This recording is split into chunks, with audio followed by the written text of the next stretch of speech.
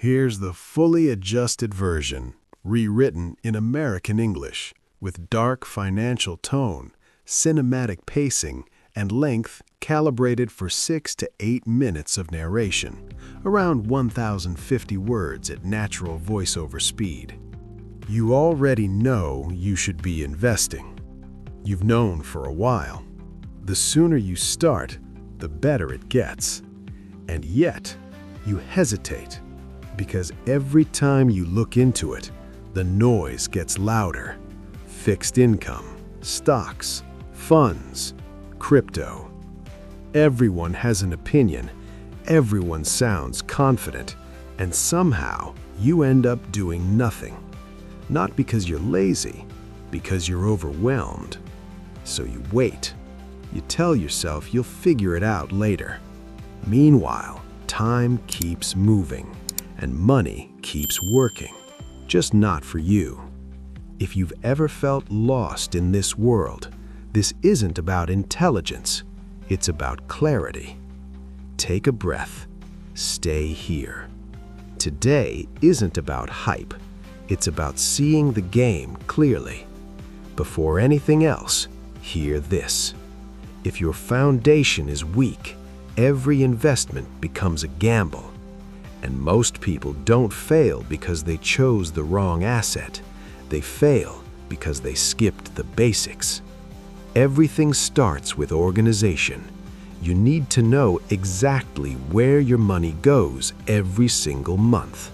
Not roughly, not more or less, exactly.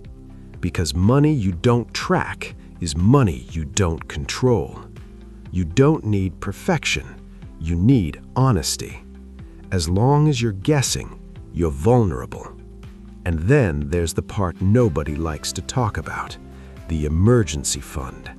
It's boring, it doesn't look impressive, it won't impress anyone online, but it decides who survives pressure and who panics. 3 to 6 months of your living expenses. That's not a suggestion, that's protection. Without it, every investment feels stressful. Every market drop feels personal. Every correction feels like a threat. And people who invest under pressure make emotional decisions at the worst possible moments.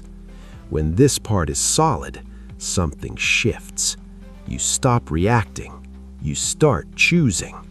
That's when the real questions appear. Fixed income, stocks, crypto. Here's the truth most people won't say out loud. Fixed income usually comes first because it brings predictability. Less emotion, less chaos. Bonds, treasuries, certificates. They won't make you rich overnight, but they keep you stable enough to stay in the game. Then comes variable income, stocks, ETFs, real estate funds. This is where patience matters. The upside is bigger, so is the volatility. Here, the market teaches you discipline. It punishes impatience. It rewards preparation. And then there's the space that still makes people uncomfortable. Cryptocurrency. Bitcoin didn't start as hype. It started as a response, a reaction to a system that quietly loses value over time. Today, many see it as digital gold, a hedge, a statement. Those who understood it early didn't just make money, they changed position. Yes, it's volatile, and that's exactly why it isn't for people seeking comfort. It's for people seeking asymmetry. Whether you like it or not, blockchain is already being studied, tested, and adopted by corporations, banks, and governments.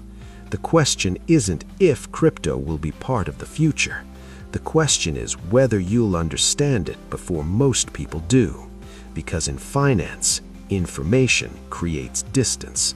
Distance between those who act early and those who say, "I wish I had started sooner." Learning changes everything. No matter which path you choose, fixed income, stocks, real estate, or crypto, the most important investment is the same: your understanding. Knowledge doesn't crash, it doesn't inflate away, and no one can take it from you. And when you invest with awareness, something quiet begins to happen. Money starts working without demanding your time. At first, it covers a small bill, then it eases a monthly expense, and one day, it buys you breathing room. Because real wealth isn't about numbers on a screen, it's about time. And time is the most expensive currency there is. So the real question isn't how much you'll make, it's who you become when you stop letting money control you and start controlling your decisions. Because whether you choose or not, you are already playing the game. The only difference is this: will you keep playing blind or finally learn the rules?